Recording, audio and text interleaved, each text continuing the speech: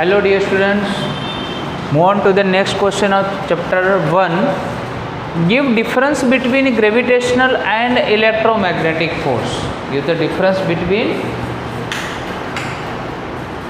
gravitational and electromagnetic force. The next question is about the gravitational force and the electromagnetic force.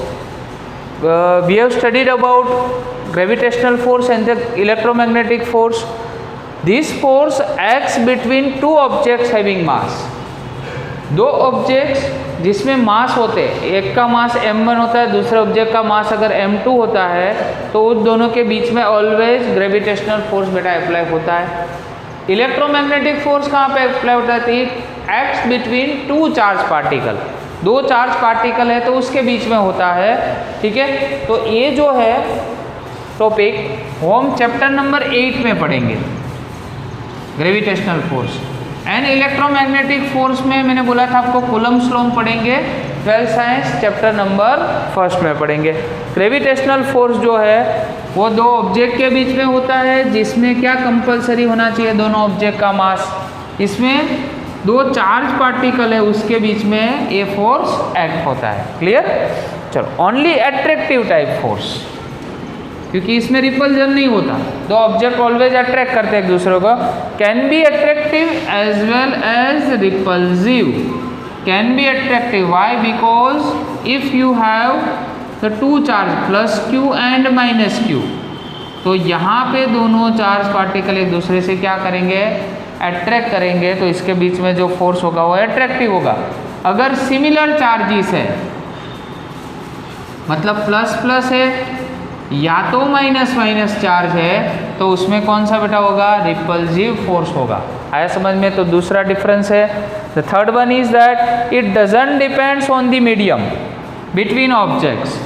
इस पर कोई medium की जरूरत नहीं है. ठीक है, doesn't depends on medium between object. दो ऑब्जेक्ट के बीच में कौन सा मीडियम है? कोई इसमें जरूरी नहीं है. It depends on medium to between two charge particle. दो चार्ज पार्टिकल के बीच में उसमें कौन सा मीडियम है वो इसमें डिपेंड करता है.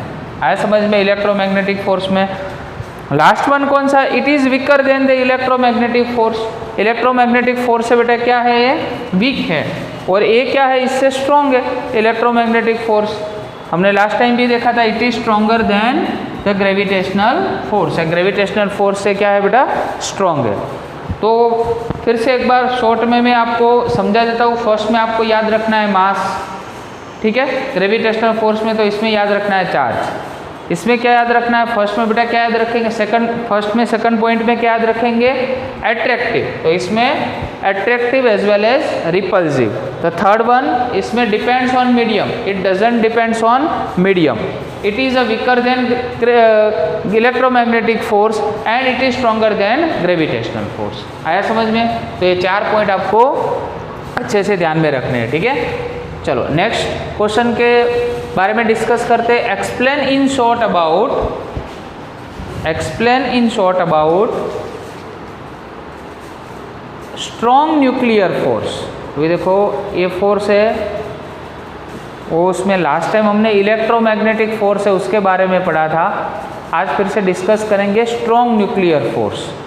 पहले तो एक बात समझ लीजिए कि जो स्ट्रॉन्ग न्यूक्लियर फोर्स जब भी बात आती है तब न्यूक्लियस की बात आती है. और न्यूक्लियस के बारे में आप जानते हो, ये है इलेक्ट्रॉन की ऑर्बिट, ये एटम है, इलेक्ट्रॉन की ऑर्बिट है, और ये न्यूक्लियस है. तो न्यूक्लियस में बेटा कौन कौन से चार्ज पार्टिकल्स होते हैं? तो प्रोटॉन होता है पॉजिटिव चार्ज, और चार्जलेस क्या होते हैं? न्यूट्रॉन. और यहाँ पे नेगेटिव चार्ज वाले इलेक्ट्रॉन क्या करते हैं? रिवॉल्व करते हैं अराउंड दी न्यूक्लियस. ठीक है, तो देखो in the strong nuclear force binds protons and neutrons in a nucleus. देखो अभी आपको ये समझना होगा कि देखो हम ऑलवेज यहाँ पे ऐसा लिखते हैं कि भाई न्यूक्लियस में प्रोटॉन्स और न्यूट्रॉन्स होते हैं, पर न्यूक्लियस में प्रोटॉन्स और न्यूट्रॉन्स ठीक है, न्यूक्लियस में ही क्यों रहते, वो वहाँ से क्यों बाहर नहीं निकल पाते, तो इसके बीच में भी कोई फोर्स होना चाहिए ना। तो प्रोटॉन और न्यूट्रॉन्स के बीच में भी एक फोर्स होता है, उस फोर्स को हम क्या बोलते हैं, स्ट्रॉन्ग न्यूक्लियर फोर्स। क्या बोलते हैं, strong nuclear force, right. The next topic is that next point, the strong nuclear force is the strongest of all fundamental force. Till this lecture we have studied the three forces. First one is gravitational force, second one is electromagnetic force and third strong nuclear force. Strong nuclear force अभी पढ़ रहे हैं। एक होगा weak nuclear force। तो जो चार total fundamental forces है, 4 फंडामेंटल फोर्सेस है, उसमें से सबसे स्ट्रॉन्ग यही है, याद रखना। क्लियर। अबाउट 100 टाइम्स, देखो ये याद हमें रखना है, about 100 times the electromagnetic force in strength, मतलब इलेक्ट्रोमैग्नेटिक फोर्स से कितना, 100 टाइम्स क्या हो गया, स्ट्रॉन्ग हो गया है force. Clear. It is charge independent, इसमें कोई चार्ज नहीं है, चार्ज पे कोई डिपेंड नहीं होता, इसमें कौन सा चार्ज है, कोई पार्टिकल पे, उस पर कोई डिपेंड है नहीं, तो चार्ज इंडिपेंडेंट है। क्लियर। चलो, इट एक्ट्स इक्वली बिटवीन, देखो प्रोटॉन प्रोटॉन के बीच में भी लग सकता है, न्यूट्रॉन न्यूट्रॉन के बीच में भी अप्लाई हो सकता है, एंड प्रोटॉन न्यूट्रॉन के बीच में भी अप्लाई हो सकता है। तो यहाँ पे जो न्यूक्लियस में है वो प्रोटॉन और न्यूट्रॉन के बीच में है, प्रोटॉन प्रोटॉन के बीच में, न्यूट्रॉन न्यूट्रॉन के बीच में भी, और प्रोटॉन न्यूट्रॉन के बीच में भी ये स्ट्रॉन्ग न्यूक्लियर फोर्स अप्लाई हो सकता है। It range is extremely small of about nuclear dimension. Nuclear का डायमेंशन आप याद रखना, ठीक है, ये न्यूक्लियस जो है, ठीक है, ठीक है, उसके अकॉर्डिंग जो वर्ड है वो है न्यूक्लियर, ठीक है, न्यूक्लियस से जो भी वर्ड है उसके डिपेंड में वर्ड वो है न्यूक्लियर। और न्यूक्लियर का डायमेंशन आप याद रखो कितना होता है, 10 to the power -15 मीटर। कितना होता है, 10 to the power -15 मीटर। और न्यूक्लियस की रेडियस, न्यूक्लियस की अगर रेडियस अप्रोक्सीमेट आपको पूछा जाए तो 10⁻⁻14 मीटर। कितना होता है, 10⁻⁻14 metre, right. It is responsible for stability of nuclei.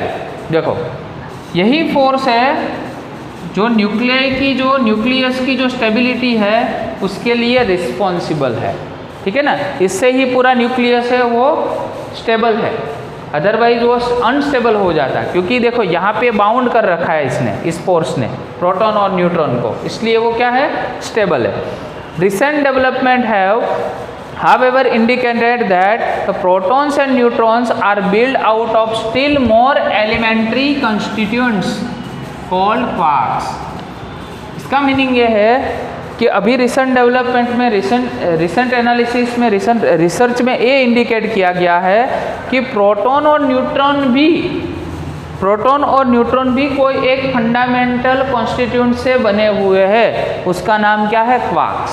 मतलब प्रोटॉन और न्यूट्रॉन का भी एक पार्ट है, ठीक है, it is build out of still more elementary constituents, ठीक है, प्रोटॉन और न्यूट्रॉन का भी एक कॉन्स्टिट्यूएंट्स है, उसका नाम क्या है, क्वार्क्स है। क्या है, क्वार्क्स है, ठीक है। तो आज हम पढ़े स्ट्रॉन्ग न्यूक्लियर फोर्स के बारे में। क्लियर। चलो फिर से एक बार रिवाइज करते हैं। फर्स्ट आपको याद रखना है किसको बाउंड करता है फोर्स बेटा, प्रोटॉन्स एंड न्यूट्रॉन्स। कहाँ पे, न्यूक्लियस में। ये क्या है, सब फंडामेंटल जितने भी फोर्स है उसमें स्ट्रॉन्गेस्ट है ए फोर्स। कितना स्ट्रॉन्ग है, तो 100 टाइम स्ट्रॉन्ग है। किससे, इलेक्ट्रोमैग्नेटिक फोर्स से, ठीक है, चार्ज से इंडिपेंडेंट है। इट एक्ट्स इक्वली किस किस के बीच में लगता है, प्रोटॉन प्रोटॉन के बीच में, प्रोटॉन न्यूट्रॉन के बीच में, और न्यूट्रॉन न्यूट्रॉन के बीच में लगता है, ठीक है। इसकी जो रेंज है वो एक्सट्रीमली स्मॉल है। कितनी रेंज है, तो न्यूक्लियर डायमेंशन की जो रेंज है 10 to the power -15 मीटर, मतलब बहुत ही कम हुई ना, माइनस है, माइनस पावर है, दैट मीन्स बहुत ही स्मॉल हुई। रिसेंट डेवलपमेंट में अभी ये रिसर्च किया गया है कि प्रोटॉन्स और न्यूट्रॉन्स भी किससे बिल्ड हुए हैं, मोर एलिमेंट्री कॉन्स्टिट्यूएंट से बिल्ड हुए हैं, जिसका नाम क्या है, क्वार्क्स है। क्या है, क्वार्क्स है, आया समझ में? तो पूरा आपको ये लर्न करने हैं 2 क्वेश्चन और अपने नोटबुक में क्या करना है बेटा, नोट डाउन करना है। आया समझ में? Okay, thank you very much.